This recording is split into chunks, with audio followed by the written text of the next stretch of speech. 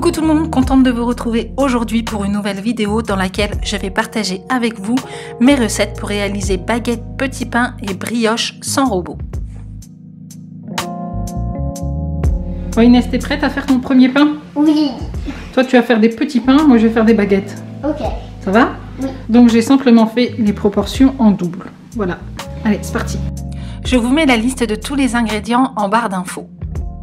Pour cette recette, je vais essentiellement utiliser de la levure sèche, de la levure boulangère.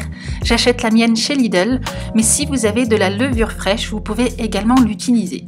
Donc je commence par dissoudre un sachet de levure boulangère dans de l'eau tiède. Je vais bien mélanger et laisser poser pendant 10 minutes. Faut savoir que depuis quelques mois, ma fille Inès est fan de pâtisserie. Voilà, si elle pouvait en faire tous les jours, elle en ferait. Et du coup, je me suis dit que ce serait intéressant pour elle d'apprendre à faire du pain sans robot et apprendre surtout à pétrir. Donc voilà, c'est une activité qu'elle a adorée et qu'elle a hâte de renouveler. En attendant de laisser poser la levure, je verse de la farine dans un saladier, j'ajoute le sel, puis je mélange les deux.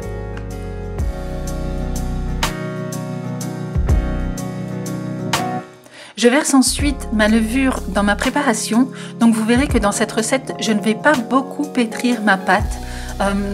Voilà, c'est vraiment une baguette en fait que l'on peut réaliser sans effort. Donc là, dans un premier temps, je mélange le tout à l'aide d'une cuillère en bois avant de pouvoir la pétrir à la main. Après avoir mélangé le tout, je saupoudre un peu de farine avant le pétrissage à la main. Voilà, c'est pour éviter que la pâte ne colle aux doigts.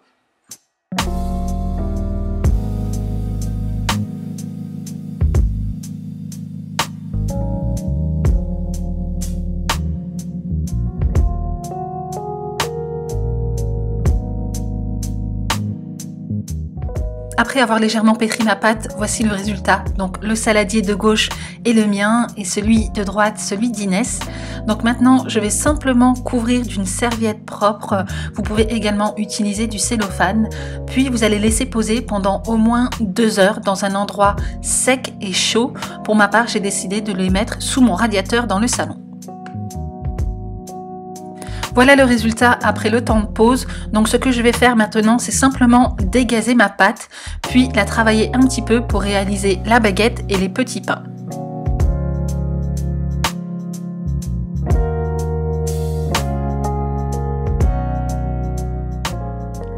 Pour la dégazer, je ne vais pas la pétrir, je vais simplement rabattre les bords, puis les ramener vers le centre sans forcément pétrir la pâte et appuyer dessus.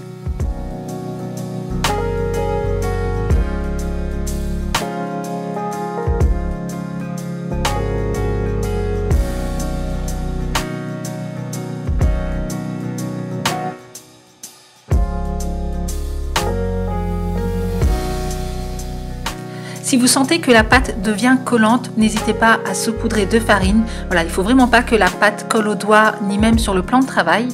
Puis vous allez la travailler, l'étirer pour réaliser une baguette. Après ça, je pose ma baguette sur une plaque allant au four recouverte de papier sulfurisé. Puis je vais de nouveau laisser poser pendant au moins 30 minutes. Avant de mettre ma baguette au four, je vais simplement légèrement l'humidifier avec de l'eau, puis faire quelques entailles.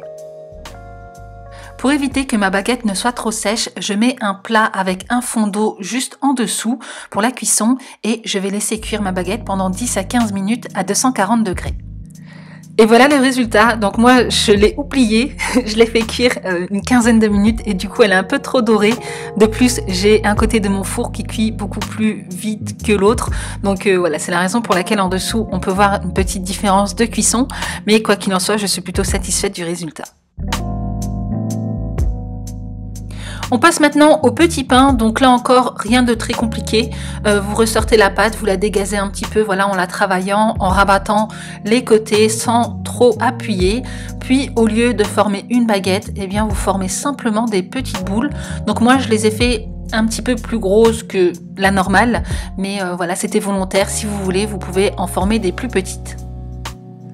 Puis là encore, une fois que j'ai formé mes petites boules de pain, je vais recouvrir d'une serviette propre, puis laisser poser pendant au moins 30 minutes avant de passer au four. Une fois que ceux-ci ont gonflé, je vais simplement les badigeonner de jaune d'œuf, voilà, pour leur apporter une couleur dorée, puis saupoudrer de graines de nigel et graines de sésame avant de les passer au four, donc là idem que la baguette, 240 degrés, une dizaine de minutes.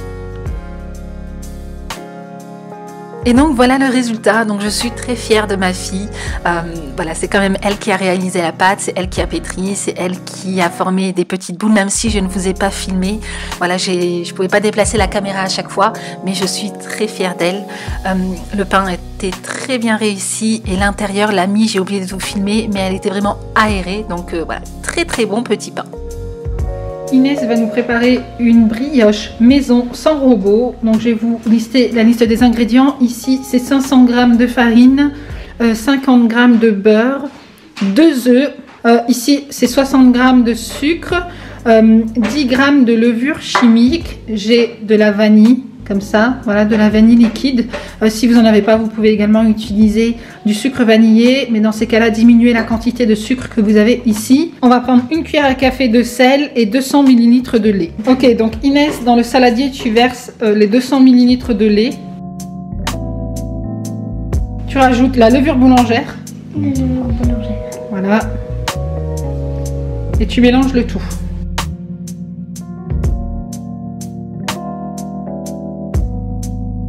Donc tu rajoutes le sucre. Voilà, et tu continues de mélanger. Voilà.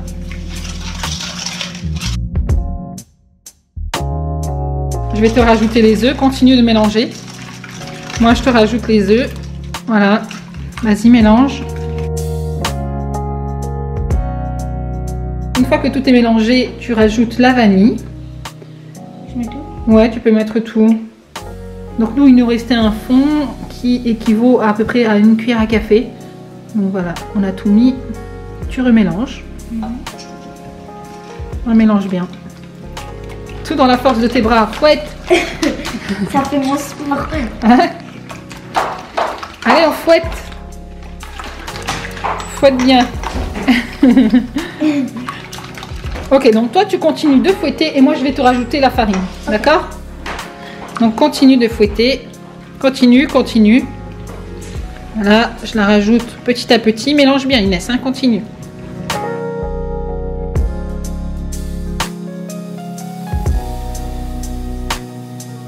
Ok, donc je reprends le relais parce qu'Inès a un peu mal au bras, la pauvre.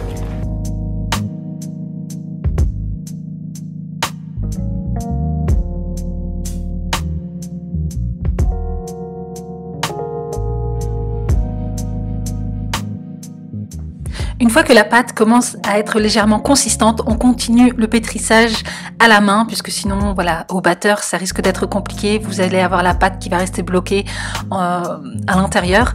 Donc voilà. Donc je continue le pétrissage, je rajoute le beurre mou.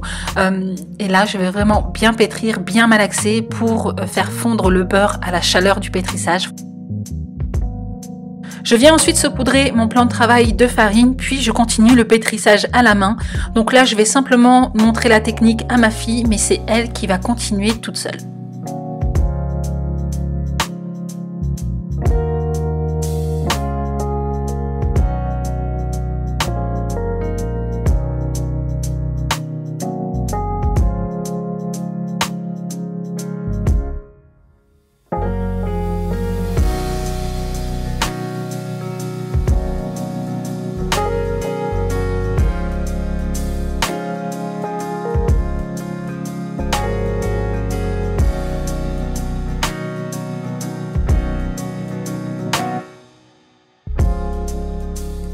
Après avoir mélangé la pâte, je vais former une boule, puis remettre dans le saladier et laisser poser au moins 2h30 à 3h. Ça, c'est vraiment le secret d'une brioche réussie et d'une brioche aérée. C'est le temps de pause qui fera la différence. Donc voilà, plus vous allez la laisser poser et plus elle sera aérée. Donc là encore, toujours dans un endroit sec et chaud et recouvert d'une serviette ou de cellophane. Et donc voilà le résultat 3 heures après. Donc je vais simplement retirer la pâte du saladier, puis je vais légèrement la retravailler en la dégazant un petit peu, mais vraiment légèrement. Donc voilà, je rabats simplement les bords vers le centre pour former une boule.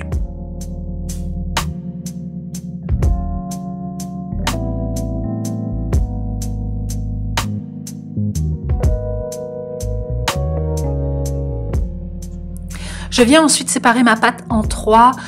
Moi, j'ai décidé de faire une brioche tressée, mais si vous décidez de faire, par exemple, une brioche en boule, eh bien, il vous suffit simplement de prendre des petits morceaux de pâte et de former des boules, voilà. Mais moi, j'ai décidé de la faire tressée. Donc, pour ça, rien de plus simple. Je vais simplement étirer la pâte, puis former une tresse.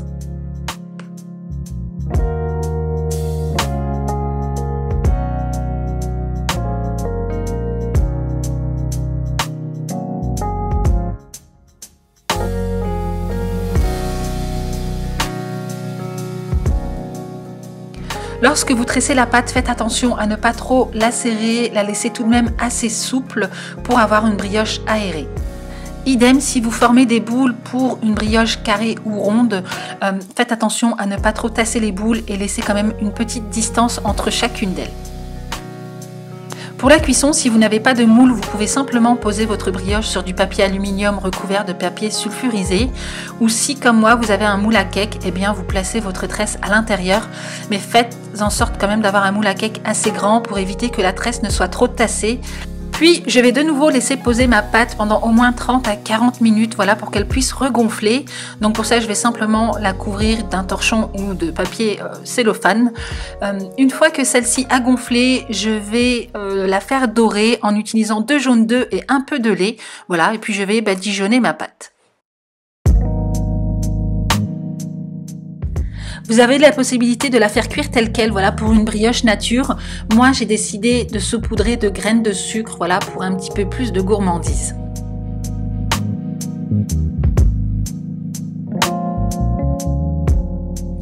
Enfourner ensuite une vingtaine de minutes à 150 degrés. Puis voilà le résultat, on a une magnifique brioche. Elle est aussi belle que bonne, elle était aérée. Franchement, j'en ai essayé des recettes de brioche, mais j'ai vraiment eu du mal en fait à retrouver, vous savez, la brioche qu'on achète en magasin avec un intérieur bien aéré. Donc là, je suis super ravie, je suis super fière de ma fille puisque c'est quand même elle qui a réalisé ces recettes. Même si vous ne l'avez pas vue en vidéo, voilà, elle voulait quand même, enfin, vous voulez pas trop que je la filme, mais en même temps, j'ai quand même essayé de capturer quelques petites images, mais ce sont des recettes que vous pouvez facilement réaliser, que ce soit avec vos enfants ou même si vous n'êtes pas une grande pâtissière, une grande boulangère, eh bien sachez que moi non plus je ne le suis pas et pourtant j'ai quand même réussi à faire mon pain et ma brioche. J'espère sincèrement que cette vidéo vous motivera à vous aussi réaliser vos brioches et vos pains maison. En tout cas, si vous reproduisez ces recettes, ça me fera vraiment très plaisir d'avoir votre retour, soit en commentaire ou sur mon Instagram en me partageant vos photos. Mon Instagram, c'est Minimoons. Donc voilà, j'espère que cette vidéo vous a plu. Si c'est le cas, n'hésitez pas à la liker. N'hésitez pas à vous abonner si ce n'est pas encore fait. Et donc, en attendant une prochaine vidéo, prenez soin de vous et moi, je vous fais d'énormes bisous.